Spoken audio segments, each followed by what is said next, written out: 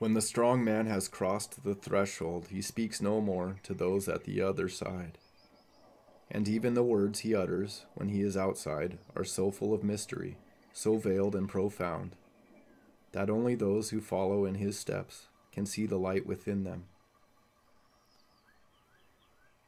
He fails to speak when he has crossed, because, if he did, they would neither hear nor understand him. All the language he can use when on this side is language based on experience, gained outside the gates. And when he uses that language, it calls up in the minds of his hearers only the ideas corresponding to the plane they are on and experience they have undergone. For if he speaks of that kind of idea and experience which he has found on the other side, his hearers do not know what is beneath his words, and therefore his utterances seem profound. They are not veiled and profound because he wishes to be a mystic whose words no one can expound, but solely because of the necessities of the case. He is willing and anxious to tell all who wish to know, but cannot convey what he desires, and he is sometimes accused of being unnecessarily vague and misleading.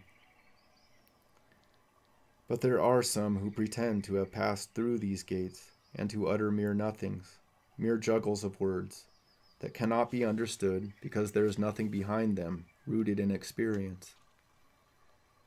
Then the question arises, how are we to distinguish between these two? There are two ways. By having an immense erudition, a profound knowledge of the various and numberless utterances of those known masters throughout the ages, whose words are full of power. But this is obviously an immense and difficult task, one which involves years devoted to reading and a rarely found retentiveness of memory. So it cannot be the one most useful to us. It is the path of mere book knowledge. The other mode is by testing those utterances by our intuition. There is scarcely anyone who has not got an internal voice, a silent monitor, who, so to say, strikes within us the bell that corresponds to truth. Just as a piano's wires, each reports the vibrations peculiar to it, but not due to striking the wire itself.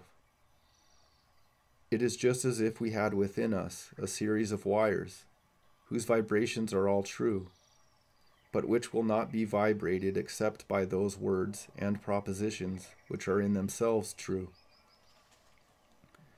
So that false and pretending individual, who speaks in veiled language, only mere nothingness, will never vibrate within us those wires which correspond to truth.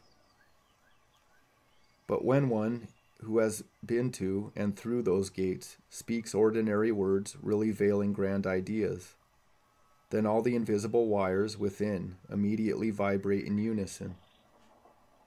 The inner monitor has struck them, and we feel that he has said what is true.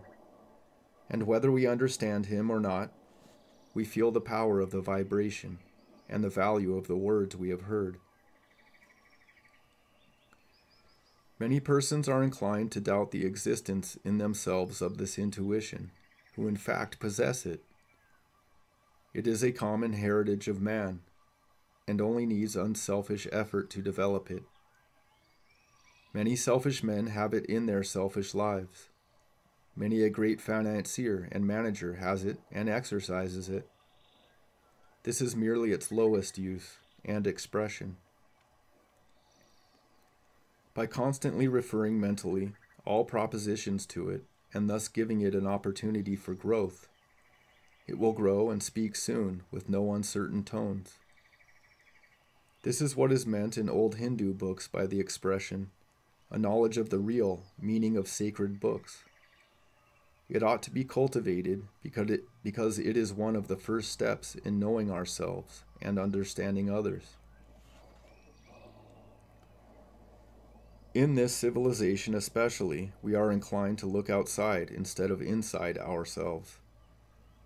Nearly all our progress is material and thus superficial. Spirit is neglected or forgotten, while that which is not spirit is enshrined as such. The intuitions of the little child are stifled until at last they are almost lost, leaving the many at the mercy of judgments based upon exterior reason. How then can one who has been near the golden gates, much more he who passed through them, be other than silent in surroundings where the golden refulgence is unknown or denied? Obliged to use the words of his fellow travelers, he gives them a meaning unknown to them, or detaches them from their accustomed relation. Hence he is sometimes vague, often misleading, seldom properly understood. But not lost are any of these words, for they sound through the ages, and in future eras they will turn themselves into sentences of gold in the hearts of disciples yet to come.